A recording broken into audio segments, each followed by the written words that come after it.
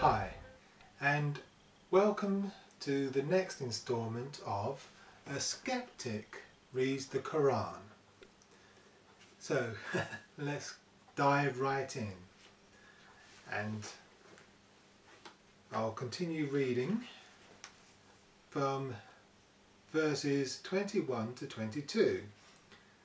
O mankind, worship your Lord, Allah, who created you and those who were before you, so that you may become al-Mutakun, the pious. Who has made the earth a resting place for you, and the sky as a canopy, and sent down water from the sky, and brought forth therewith fruits as a provision for you? Then do not set up rivals to Allah in worship, while you know that He alone has the right to be worshipped. In other words, don't worship, don't worship idols.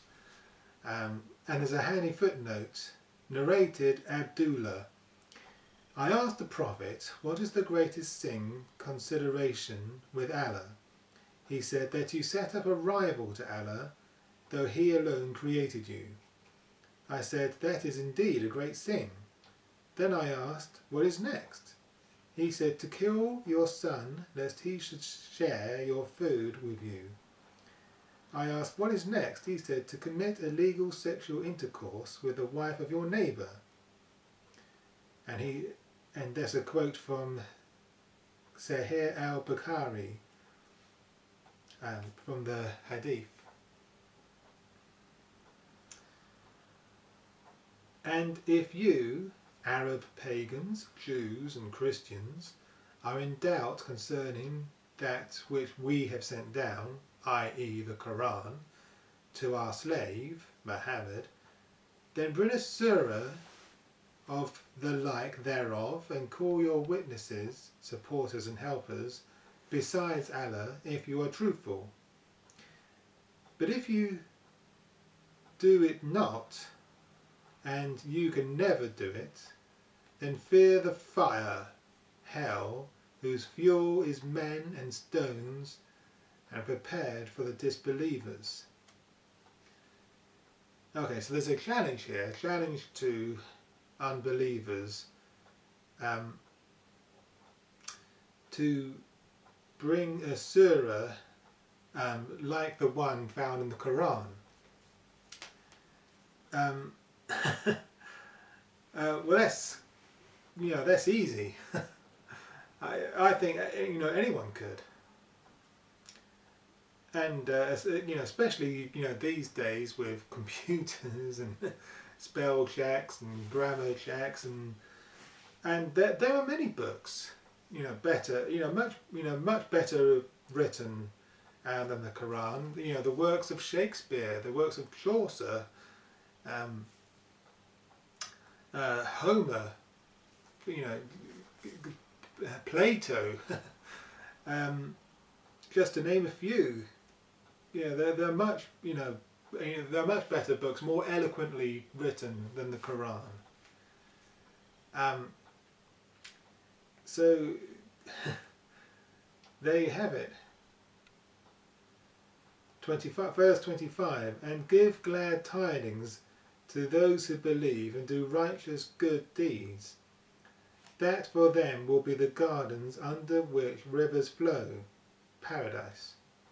Every time they will be provided with a fruit therefrom, and they will say, this is what we were provided with before. And they will be given things in resemblance, i.e., in the same form but different in taste. And they shall have therein as a wajan mutaharatan, purified mates or wives, and they will abide therein forever. Okay, so this is a a hint to the promise of 70 pure virgins that that are promised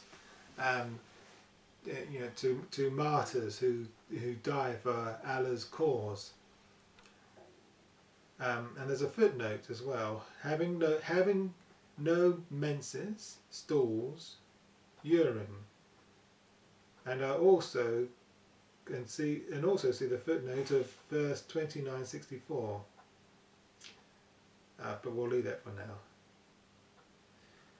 now. So yeah, there's a sense here that these purified maids or wives are already there. They're already in paradise. Verses 26 to 27. Verily Allah is not ashamed to set forth a parable even of a mosquito, or so much more when it is bigger, or less when it is smaller than it. And as for those who believe, they know that it is the truth from their Lord. But as for those who disbelieve, they say, what did Allah intend by this parable? By it he misleads many, and many he guides thereby. And he misleads thereby only those who are al-fasikun, the rebellious, disobedient to Allah. There's another handy footnote. We have retained this peculiar English construction in order to capture the Arabic idiom here. So let's see if we can make sense of this.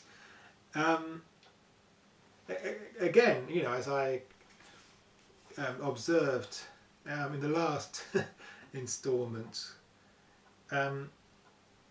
it's Allah who misleads. It's Allah. If I am rebellious towards Allah, it's because He's misleading me. It's His will. There's nothing I can do about it. If I, so if I don't believe in Allah, it's not my fault. It's the will of Allah. That's how I understand these verses. Anyway, I continue. Those who break Allah's covenant after ratifying it and sever what Allah has ordered to be joined as regards Allah's religion of Islamic monotheism, and to practice its laws on the earth, and also regards keeping good relation with kith and kin, and do mischief on the earth, it is they who are the losers. Loser! No, but seriously, so yeah, this is about people who apostate from Islam. They they are the losers. And again, there's a handy footnote. Narrated Jubair bin Mutim that he heard the Prophet saying, Kati, the person who severs the bond of kinship, will not enter paradise.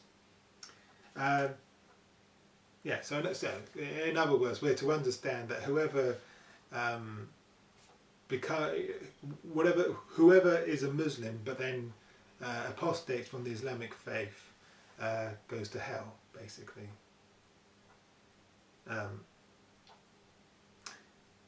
How can you disbelieve in Allah, seeing that you were dead and He gave you life?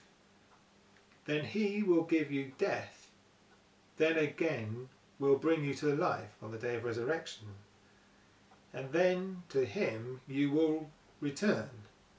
He it is who created for you all that is on earth.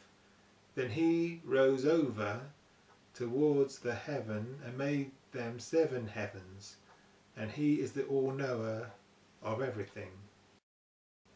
Okay, thanks for watching this installment of the Sceptic reads the Qur'an. And if you're new here, then please do subscribe. If you wish to be notified every time I upload something new, then please do click the bell icon. Until next time, goodbye and thanks for watching.